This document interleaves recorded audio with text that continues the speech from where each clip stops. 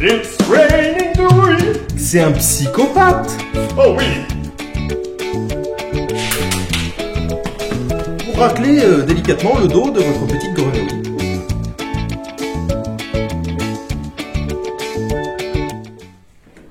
Oh, la froidure de l'hiver. Mon Dieu, mon liquide lave-vitre anti-gel gèle sur place. C'est fantastique. Il fait -7 dehors, il fait -1 dans le stand. Bonjour, bonsoir à tous, c'est Adrien du French Grenier. Qu'ai-je foutu de mes gants? Ils sont là. Aujourd'hui, nouvelle petite vidéo de comparaison de calibre. Encore une fois, on avait déjà fait le 338 Winchester Magnum face au 375 Nitro Express, car oui, j'ai décidé de ne plus l'appeler Holland et Holland Magnum. Après tout, c'est un Nitro Express, merde. Voilà. La vidéo pour ceux qui l'ont pas vu, non, là, je sais plus. Bref, aujourd'hui, nouvelle vidéo du style qui concerne le... Avec des gants, c'est moins simple. Le... Hop là 9.3 par 62. On va en reparler. Et le...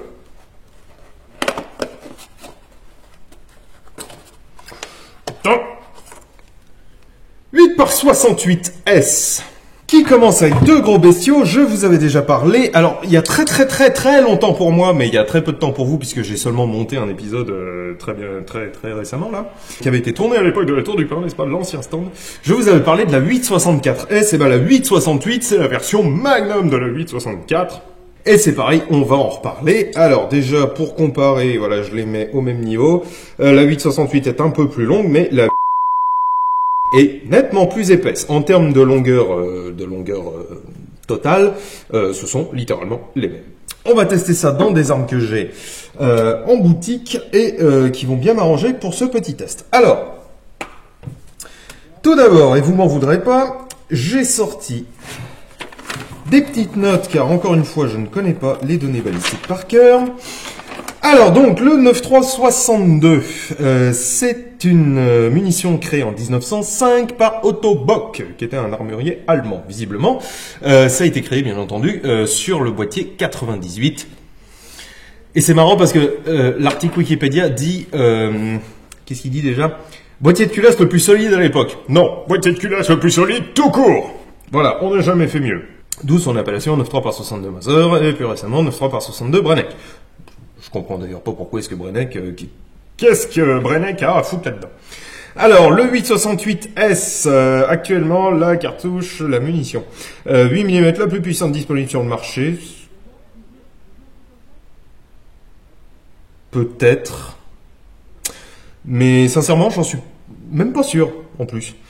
En tout cas, en termes de Wildcat, il y a des 8 mm qui sont plus puissantes que ça, à mon avis. Talonné par la 325 Winchester Short Magnum. Connais pas. Blablabla, 950 mètres secondes, blabla. Commercialisé par RWS à partir des années 30. Ne possède pas le même diamètre de collet que la 857 IS. Pour résister à des pressions plus élevées. Ok, bon, si tu le dis. Alors, reparlons un petit peu de recul ressenti typique. Vous vous souvenez, j'avais fait ça la dernière fois. Donc on se souvient par exemple que la 375 Nitro Express Holland et Holland Magnum était aux alentours de 14, si je me souviens bien. C'est en kilomètres secondes, ou en mètres secondes kilo, je me souviens plus. Kilomètres secondes, oui. La 338 Winchester Magnum était à 11,66. La 9.3 par 62, celle-ci, est à 12,06. Donc elle est plus forte. Enfin, théoriquement, elle développe un recul typique ressenti. Je dis bien typique, hein, ça va dépendre de l'arme, ça va dépendre de la munition, ça va dépendre de plein de trucs. Typique de 12,06, donc on est au-dessus. Et la 868S, alors, c'est un peu chelou, parce que alors, bon, c'est une autre source. Donc on peut peut-être éventuellement penser qu'ils ont des méthodes de calcul différentes, mais ça donne 14,4, entre 14,4 et 15,8. Ça me paraît vraiment beaucoup parce que ça voudrait dire que la 868S, là, ce truc-là, développe plus de recul typique ressenti que la 338, la PUA Magnum et la 375 Holland Magnum. Ça me surprendrait, sincèrement, mais on va essayer. Alors, À savoir, j'ai déjà tiré de la 9362, j'ai jamais tiré de 868S. Voilà. Allez, on va tester tout ça tout de suite. Déjà un peu de tir sur cible. Allez, c'est parti mon kiki, et on va voir si je peux me faire présenter un avis de décès par ces carabines. Enfin, il y en a une à mon avis, non. Alors, on va commencer par la 9362. Ça sort, écoutez, si je me souviens bien, du moulin, je crois.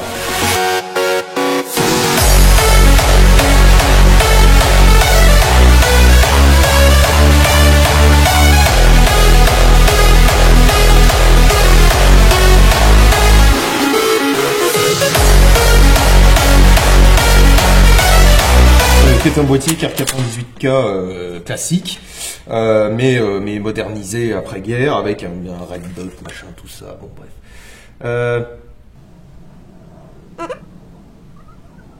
Ah oui, je commence à le voir. Alors, putain, j'ai jamais bien compris comment ça fonctionnait, ce truc-là. C'est une espèce de miroir, je pense. Sauf que pour l'instant, putain, le point, il est ténu, hein.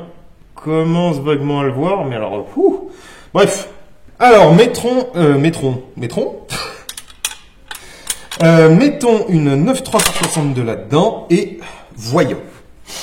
Donc c'est une Stutzman qui est assez belle. J'ai pensé à me la garder, puis bon, en fait non. Alors le seul problème, c'est que j'ai des glands et ils glissent.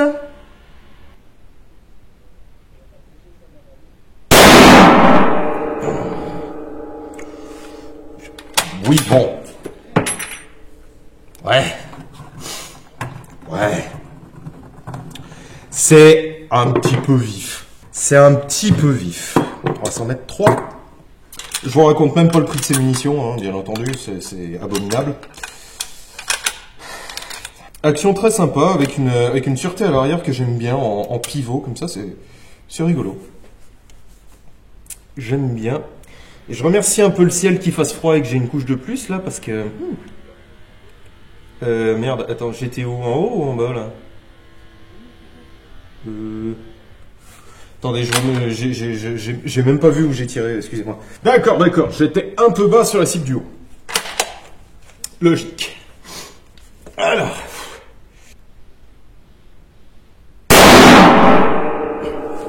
C'est un petit peu vif. Alors, ça fait partie des calibres qui cognent. C'est-à-dire, ils vous poussent pas, sans vous laisser le choix, d'accord, mais gentiment. Non, là, ils vous mettent un coup de poing, quoi.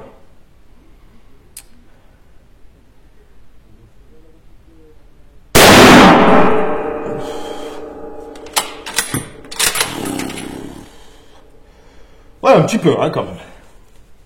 Je dis pas que c'est éminemment désagréable, mais...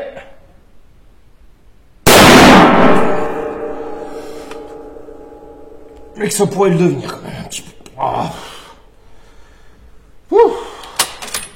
Ça doit être un chouette calibre de chasse, hein, j'en doute pas, mais...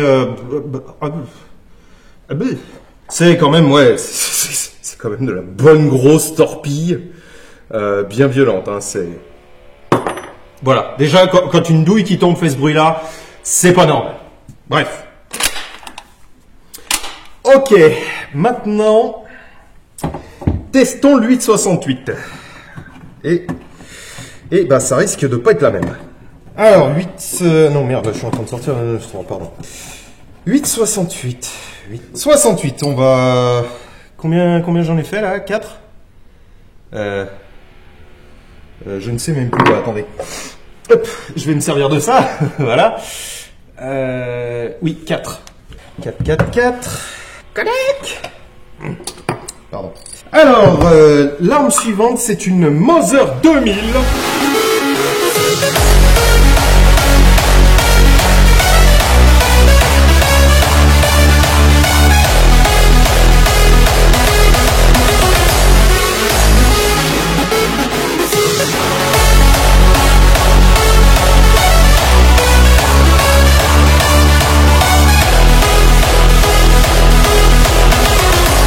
Et c'est... alors comment vous dire? C'est très bien. C'est monté avec une nickel Marburg. 3,12 par 56. Putain, rien que ça. Ouais, je suis en x3, c'est bon.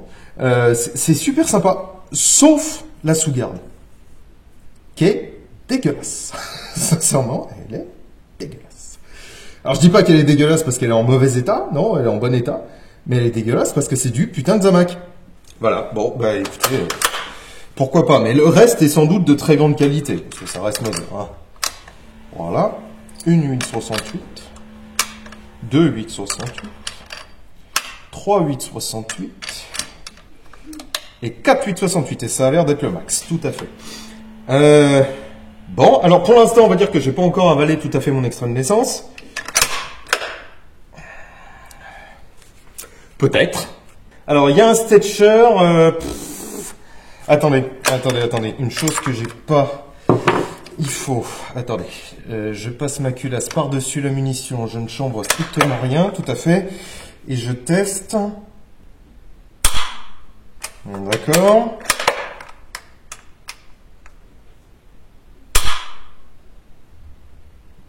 Bon, je vais essayer de mettre le Stetcher.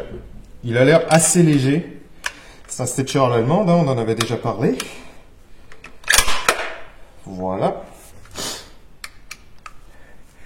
Et on est prêt. Allez. Alors, j'essaie de mettre mon doigt un peu loin de l'anneau de grenadier, histoire de ne pas me le bouffer.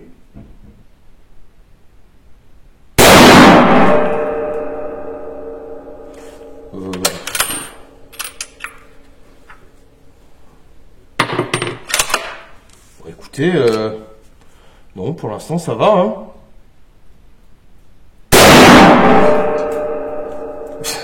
Alors, ça me décoiffe un peu, clairement.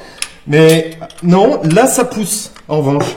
Ce qui m'indique sincèrement, de mon ressenti très personnel, que le calcul est merdique, là. Parce que ça peut vite devenir désagréable. À mon avis, au bout de la boîte, il n'y a plus d'épaule. Parce que ça kick, ça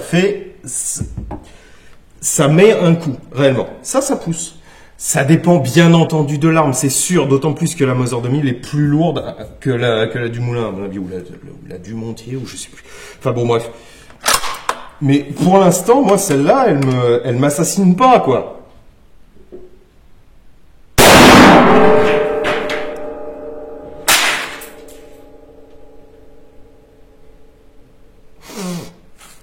Alors, en revanche, elle a assassiné la cible. Et en tombant, elle a assassiné ma caméra et il y a un bout qui est parti. Ne me dites pas que cette caméra a servi pour 2 vidéos avant de crever quand même. Vous êtes encore vivant? Non, c'est bon?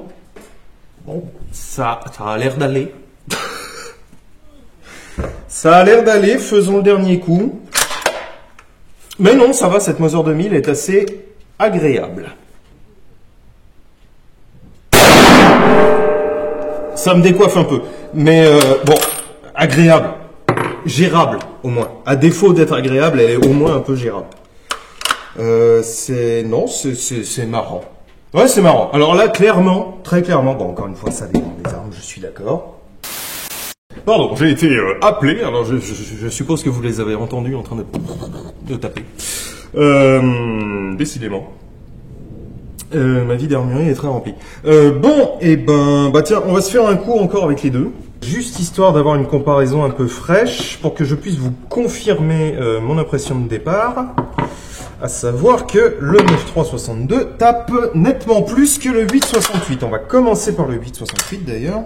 S.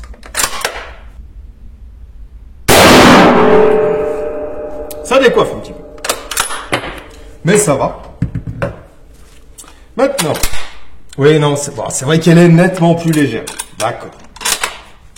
Si vous voulez.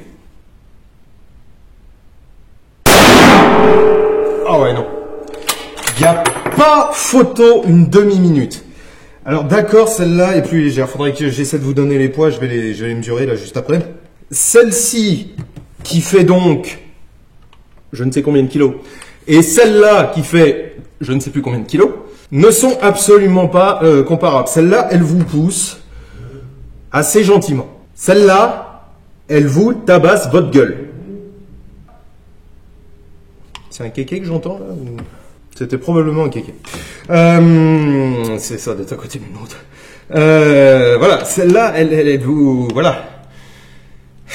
Celle-là, vous êtes sa proie. C'est-à-dire, elle arrive et BAM! Allez hop, elle vous déglingue. Pardon, j'ai crié beaucoup trop fort par rapport à ce que c'était censé être.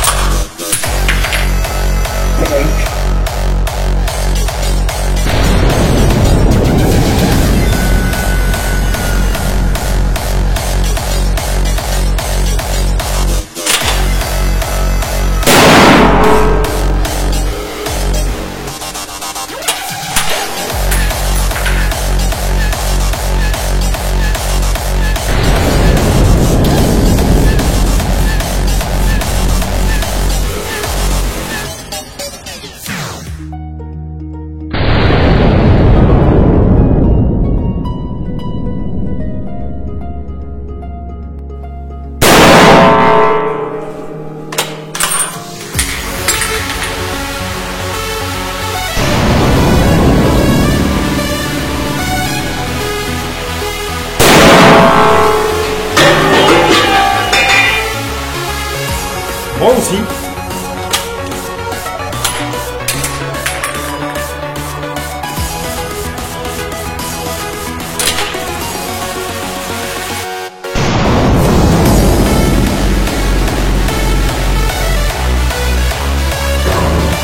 Bref, bah voilà, écoutez, on aura testé 8,68 versus 9,362. Et donc, effectivement, c'est la munition la plus ancienne qui tape le plus fort. Car, voilà. Les années 1900, mes amis, décidément, je suppose que... Alors, c'est au minimum de la grande chasse, le 9,362, bien entendu.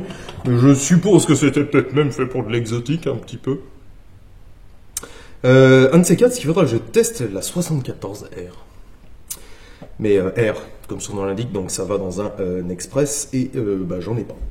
Voilà, c'est aussi con que ça. Mais 9,362, ouais, voilà, alors c'est très loin, sincèrement, très loin de la 375. Hein. C'est dans ma Parker Hall, j'en tire deux, je suis content. Avec celle-là, vous voyez, j'en ai retiré une par gourmandise, quoi. Bref, allez, je vous dis à très bientôt. Amusez-vous bien, mangez des légumes, tirez des putains de calibres. De temps en temps, ça fait du bien à vos épaules, ça leur rappelle qu'elles sont existantes, présentes, attachées au reste de votre corps. Donc mangez des légumes, buvez de l'eau, ça je l'ai dit, je crois. Voilà. Ciao! Je vous aime, vous êtes beaux!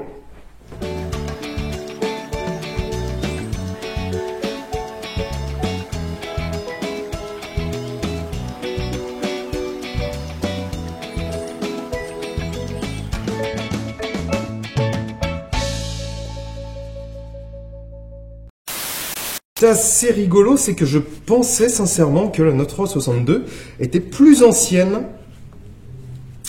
Mais oui, mais c'est tout à fait ça. En fait, je raconte des conneries, pardon.